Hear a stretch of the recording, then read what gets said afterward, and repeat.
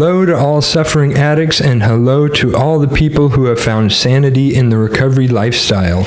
In this episode of Stories of Addiction, I will be talking to Christian about his best and worst times using drugs. We are against the use of drugs and alcohol, and we are asking these questions to our guests because we believe that our audience wants to know this information.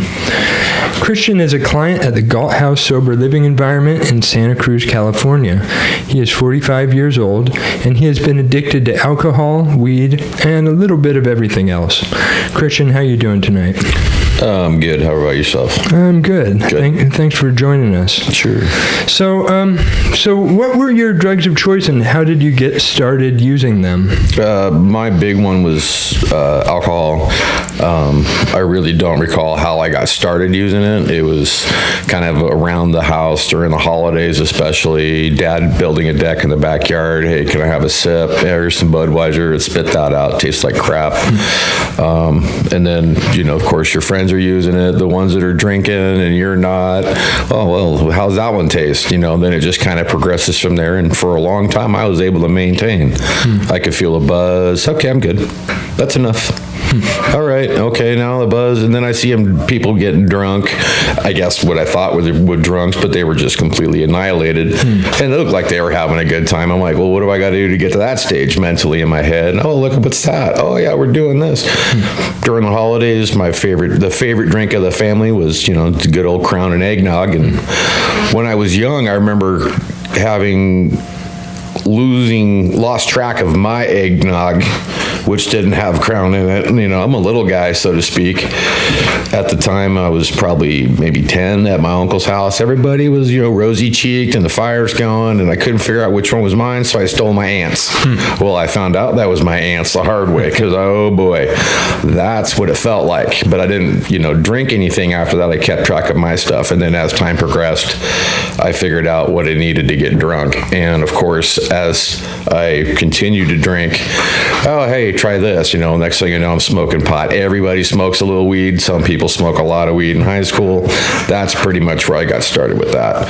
And I dabbled with everything else you can think of, except for the new synthetic stuff that's out there. But I tried everything else. Didn't like it. Didn't get addicted to it, thank God. But I stuck with alcohol mainly. I love getting drunk. How would you say that, particularly in high school, would you say you drank more than or equal to your friend group? Or Oh, I could easily put them under the table. I found out later that, it turned into a game. Let's see if they could keep up with me.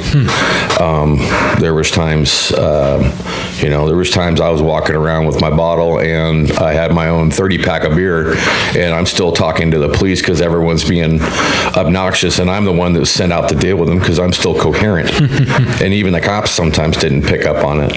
Either I could just maintain it long enough to get them to go away, or I wasn't at that point where they thought I was too intoxicated to be in whatever we were doing. So, and of course, there was always a time that nobody was capable of talking to the cops, and it was a full-out sprint in your direction, every man for himself. But I drank a lot. I've got 2 DUIs. Those are years behind me. Never had a car accident involving another vehicle while drunk. A lot of it was just off-roading, crash into stuff, but nothing that injured. Nobody was ever injured, thank God. And I learned my lesson after the last one. That was it. I'm done with the drinking and driving, but I still drink. And did you at least early on, did you experience consequences? Did you complete high school? Or? Oh yeah, I graduated high school. I went to college for a little while at Cabrillo. Didn't pan out. Just, like everyone else is going through the whole motion with college is how am I going to pay for it? And I got tired of sweating over, credits for classes that were required. But, I just did that in high school. Why am I taking that again? I just fucking graduated. Yeah. Why am I taking English 101? I just did pre-college English in high school. It's the same damn class, and I got to pay for it. So screw you guys. I'm just going to jump in the workforce. And that's where I've been since, And would you say what do you do for work? I'm an electrician. Okay, and my understanding of trades, maybe not the electrical field so much, but there's a lot of substance abuse in the trades. Have you experienced that? And oh yeah. How was working while you were also in the midst of alcoholism or dependency? It's funny in the trades. Me personally, or I can speak for myself, but some others out there could agree that, certain trades have a certain persona of what they are known for using. And if they're using the same kind of drug, no matter it's alcohol or something else, you pretty much have an idea that it's pretty consistent per trade. One trade, typically is a heavy drinker, maybe a couple of them are. You can tell which ones are really into certain drugs, certain alcohol, certain types of alcohol, be it just beer, and booze, or booze only. You can definitely tell when you look at somebody who's using and what they're using. It really takes a toll on your body both ways, not even physically, but internally as well. I wonder why, because there is such, I was a painter for a long time, and it is rife. I'd have people buying crystal from me, and certainly the people who would, they'd go away on the lunch break, and they had a little pint with them or something like that, or we'd all go out to lunch, and they'd order maybe a bit more bottles of beer than like a normal person would have on their lunch, So I wonder what it is that attracts those fields. They seem to have a higher percentage of substance abuse than maybe an office environment or something like that. And maybe that's just my perception, or because we've been in those spaces. So our experience maybe is different than somebody else. But I think in trades versus office, or white collar versus blue collar, I think white collar, it's more acceptable to have. You'll go into your boss's office sometimes, and he'll have his favorite drink and a couple other choices for whoever he's got to hire, fire, or lighten the mood, and that's acceptable because they're not really operating anything other than a keyboard or a pen or a phone. Whereas trades, not so much with other trades, but with trades, there is some sort of power equipment where not only are you going to hurt yourself physically, but you could potentially hurt somebody else. And by hurt, it could go as far as, and has happened, kill someone. Because you're negligent and your reflexes aren't as fast, so you didn't grab the phone that half a second. That ain't going to change the world any. Now, if you didn't take your hand off the go button, or you didn't yell stop or duck or watch out fast enough, somebody could fall, get really hurt, and you could really, really, really ruin their life that way, or end it. So that's why I think when people are, like you're saying, I think when people are in the trades, they tend to hide the usage, as opposed to you go into a white collar, the office guy, he's got his own little mini bar there, and he's not hiding it. Or they might even, or they take you out and treat you for it. Or doing, cocaine on Wall Street, like that kind of they do that for sure, I guarantee it. Some form or another, there's something like that at all. You go in the restaurant industry, which is typically what I would call blue collar, because they bust their asses off and get paid very little, which is, to me, anyone that works as hard as anyone in the trades. I don't care if you're a cook or a supervisor, you're still in the trades, as opposed to somebody that sits behind a desk and hammers away on a computer all day. That's not a trade. You went to school for 4 years to hunt and kill on a keyboard. But cooks, they could kill somebody by not paying attention to the menu. Someone's afraid of, allergic to shellfish. That could be the end of that could be their very last meal. And to pump out what they have to as a short cook, or to keep, filling that shift for the waiter that drank too much the night before to cover his shift, they're in their back taking a little bump. And it runs rampant in the kitchens. I hear from everybody that works in the kitchen, restaurant. period. Yeah. And sometimes it's even provided by the owner. It's like readily available. Yeah, keeps them going, keeps them working hard. What are they? Bolivian marching powder or something like that. Yeah. Something to that effect. So what at the high end of your drinking and using, how much money would you say you were spending on alcohol and drugs? God, I couldn't even comprehend. I could tell you how much I haven't spent in 15 months of not drinking. Hey, there you go. That number right here, if you guys want an idea on how much, just a basic idea on how much I was spending a year. And this is just a rough estimate. So since I've quit drinking, I have 15 months tomorrow on the right 16th. On. Awesome. I have saved, $22,850. Wow. In just under a year and a half. Now, if you do the math, that's almost minimum wage salary for a year. Wow. Almost minimum wage. I would have spent 3,199 hours drinking. Wow. Just drinking. And that's when you're drinking, typically you're doing nothing. So I'd basically be better off staying sober inside and playing Minecraft. Right.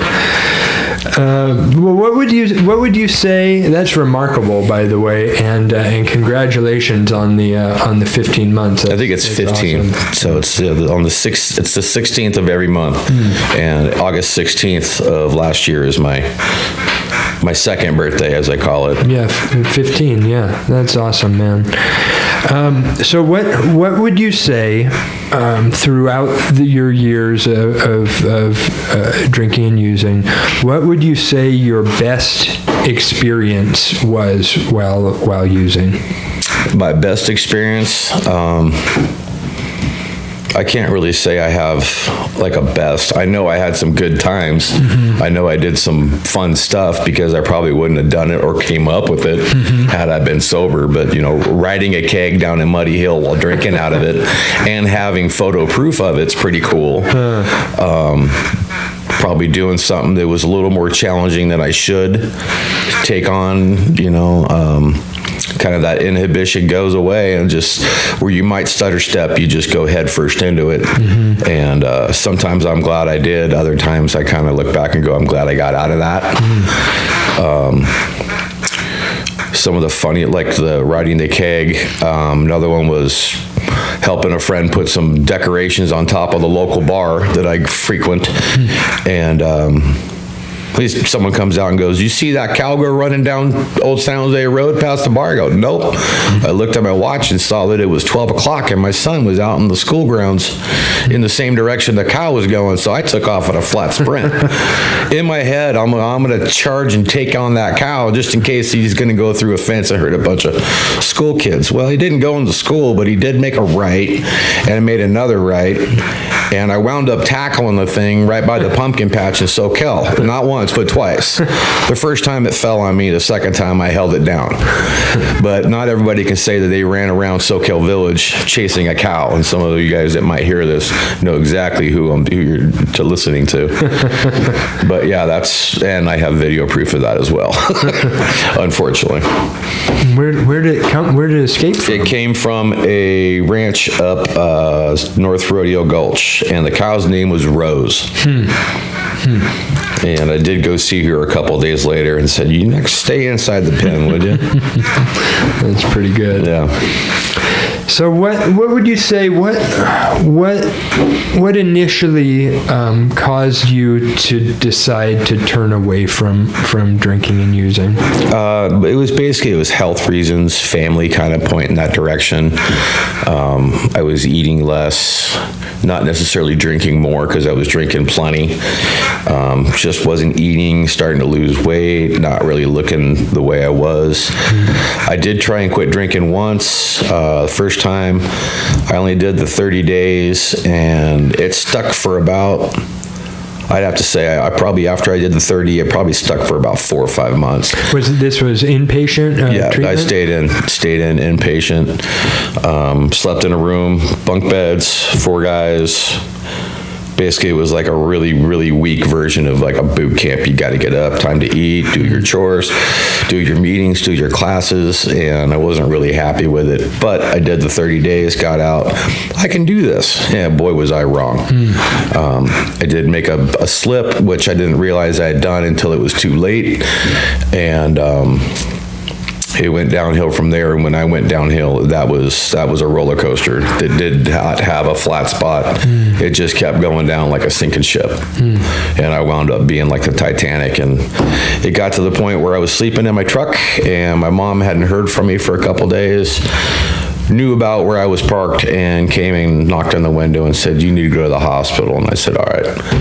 Problem was I had been so dilapidated, and the apnea or the apathy in my legs was so bad that I couldn't really stand. So I just said, "Call an ambulance.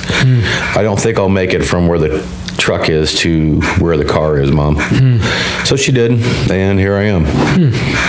But the sad part was they were going to release me at the hospital, and my friend was in there, and she fought with the doctor, so to speak, and said if he goes back out tonight, he'll probably die. And more possibly I could have. I did have money in my wallet. I had money in the account. I could have bought a whole bunch of booze and just slept it off. And I just chose to go into a rehab center, and I stayed the whole 90 days this time. Nice. And what rehab did you go to? I went to Janus. Okay. Yeah, I love Janus. They're a good program. Would you say, I mean, that sounds pretty bad. I mean, what would your worst experience be that, if you had, was that your low point? That was it. Yeah. When you're looking at your mom through the window of your truck when you're sleeping in it, and you don't have a job anymore, nobody will hire you because just being in the trades, word gets around he's not doing too good. Maybe he's not very trustworthy. He might show up to the job site. He may not be drunk, but he's going to smell like he was last night. So, how many years did it take for you to get to that breaking point? It didn't take very long. I was a pretty consistent drinker, and I could maintain. Sometimes it'd go a little overboard, but for the most part, I wouldn't be a falling down drunk. And I don't really think I ever got falling down. Yeah, sure. Passed out standing up, sure. If I had a good fence to hold me up, you'd probably just think I was taking a booze snooze or maybe looking at my phone because my head was down. But that I have done. Falling asleep in the middle of a beach out in the Pismo. I did that one time. They tried to take my beer from me, and I just woke up and said, no, that's mine. And then staggered back to the campfire. Not a good place to pass out. But other than that, it went downhill. I actually crashed really hard after my relapse. I went downhill real quick, and I went down real fast. It turned into where if I didn't have alcohol in me, if I didn't have alcohol, I wasn't going to sleep. If I didn't have alcohol when I woke up, I couldn't hold my cigarette in one hand and my lighter steady in the other. My body just started shaking, and then I was afraid to move. And then there's where the apathy comes in, is you're afraid to move.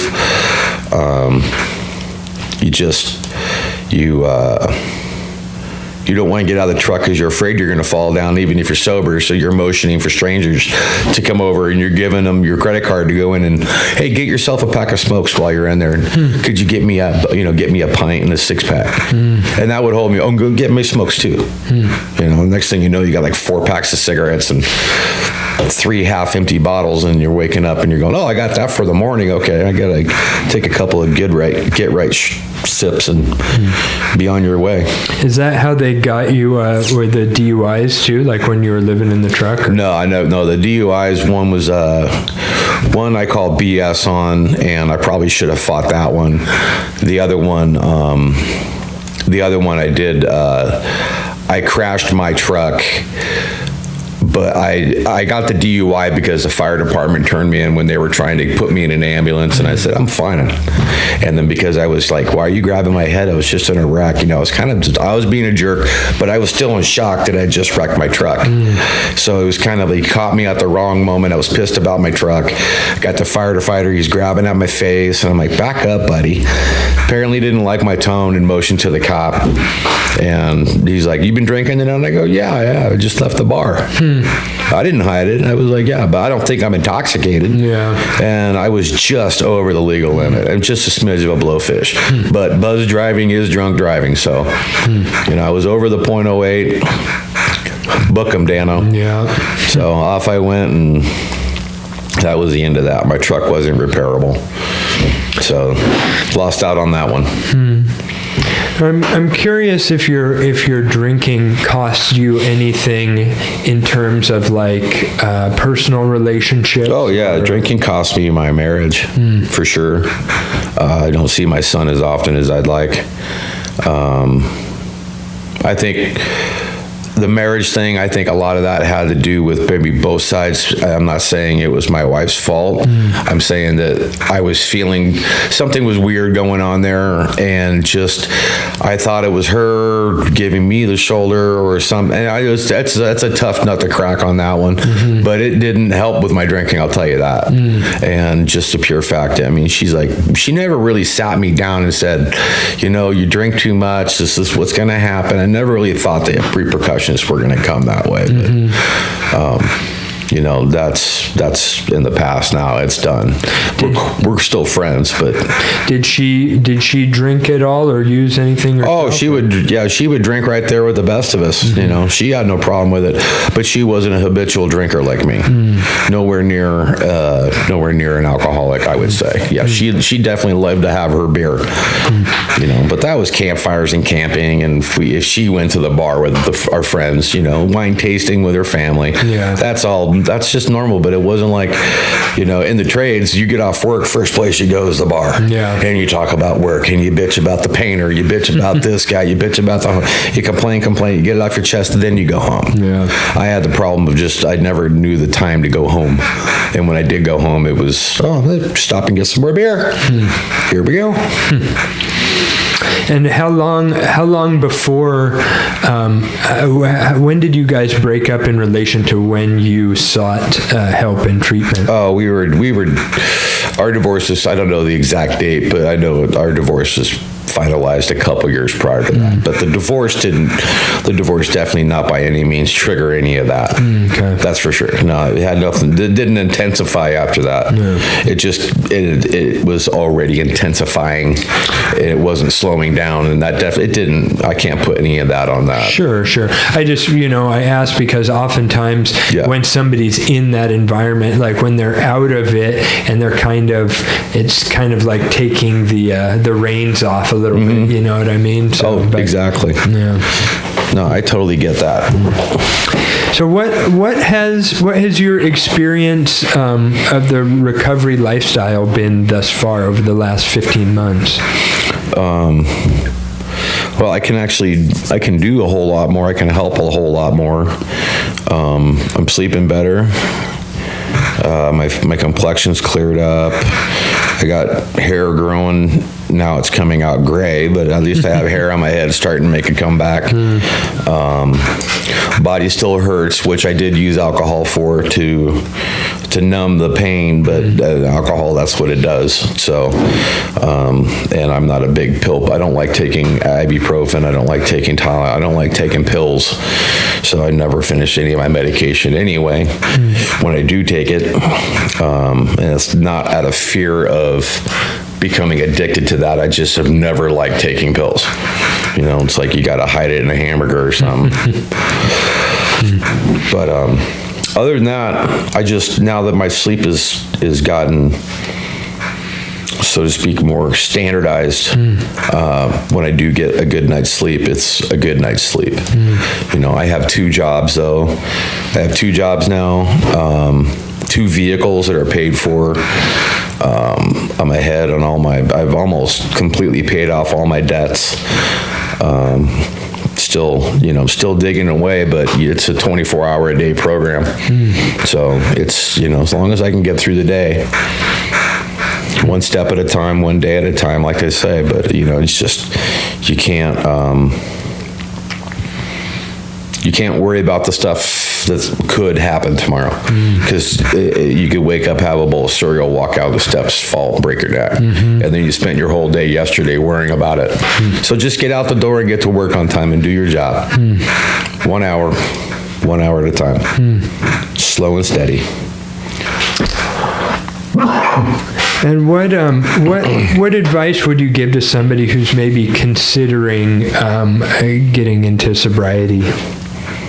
Sit down with somebody that you know is sober. It hasn't used. Sit down with somebody that has more than a year, at least. Get their 2 cents. And be honest with them. Tell them what you do and how often. And, yeah, you're going to be judged a little bit, but, if you're even thinking that you need to quit, you probably need to quit. So sit down with somebody that has a little time or a lot of time. It doesn't have to be a family member. Could be a friend of a friend.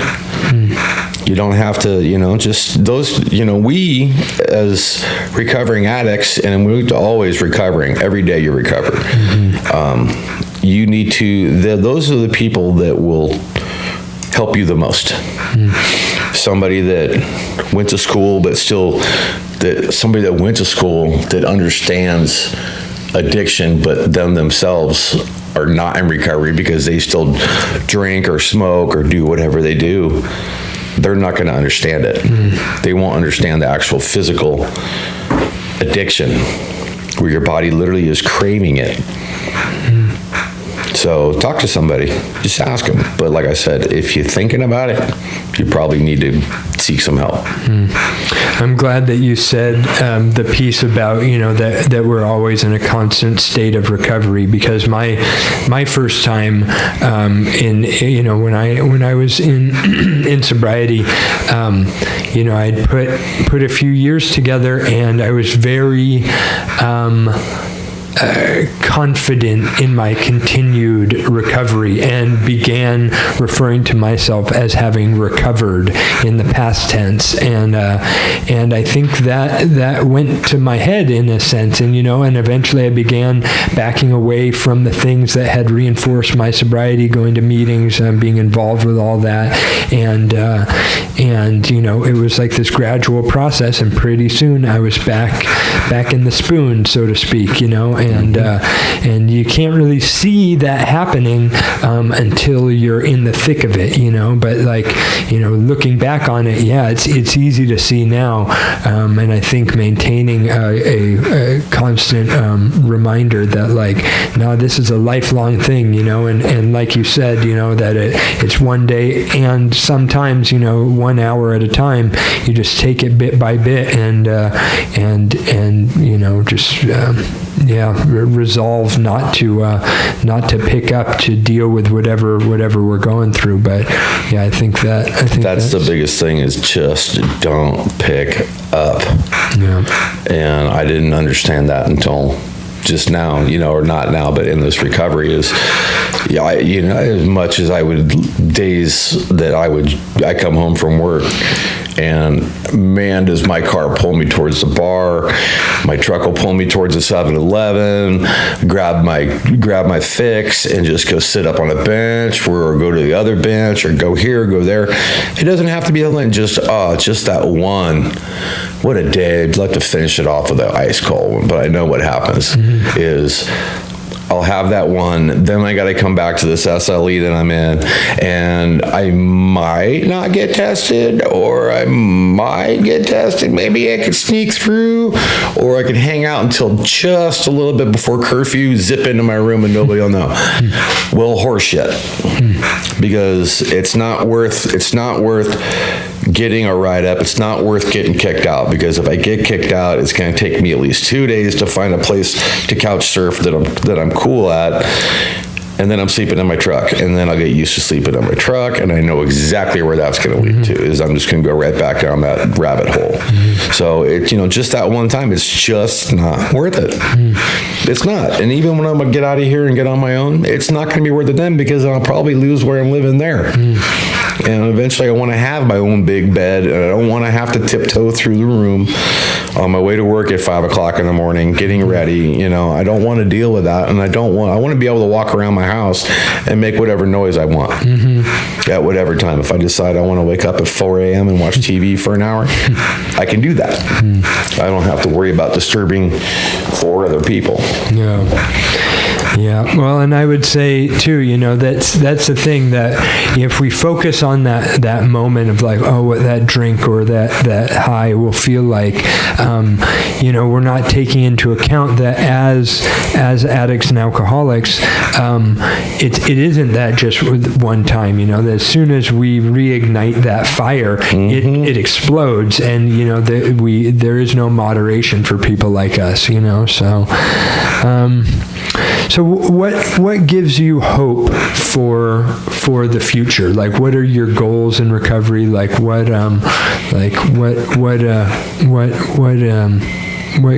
gives you, why are you continuing down this path, basically? Because I want to live.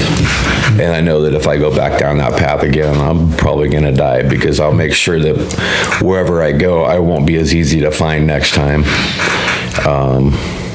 And I don't need to put that stress on my family, my friends. My phone never gets turned off. It's always on 24/7. So if anyone's worried about me, they can call me, or if I need to call them, I can call them. I don't go far away from my phone. It's kind of like my little comfort blanket, but it's also handy to have for work. And, the typical, stare at your phone when you're bored, find something to do. Get on Wikipedia and make amendments to stupid things that people write now. Change that up a little bit. You find some fun. The key thing is just don't get bored, because that's where that little demon pops up on your shoulder. And, hey, what about we go do this? Let's go. No, I don't want to go do that. That sounds like a bad idea. But as far as goals go, I just take it literally 24 hours at a time.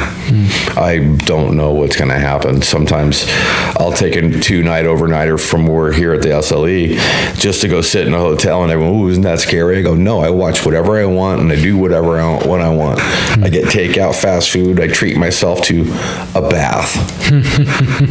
And I don't have a time limit on how long I can shower. I can watch the TV. I can take a nap at 2 o'clock under the blankets. I can do all kinds of stuff that I can't do here. And yeah, it costs a little bit of money, but I work 2 jobs, and I'm not spending that money probably in one night at the bar and pissing it away, as opposed to now I can justifiably treat myself to something. So I find a way to use my time. When I feel like I need a break, I'll take a break. And right now it's just to stay sober. That's my main goal. And spend as much time with my boy as I can. How's your guys' relationship been? My kid and I just have a blast when we're together. We do man stuff, as he puts it. Let's do truck stuff. We pull out the tools, and if he wants to wrench on something, here you go. If he can't put it back together, I will. So his and I relationship's great. Right on. Well, Christian, I want to thank you for joining us today on the Stories of Addiction podcast. And to all our listeners, we wish you to stay sober and to be happy. Hey, and one more thing. There's something that I say to myself every morning when I get up. And it's a little phrase I picked up, is success is never owned, it's only rented. And the rent is due every day. So when you get up in the morning to stay sober, you got to pay your rent. You got to pay it. You have to put in the work. It's not going to be handed to you. So if you have any questions on your sobriety, or if you want to get sober, you need to find someone and talk to someone. So thanks, Devin. I like that. Right on. Thanks, man.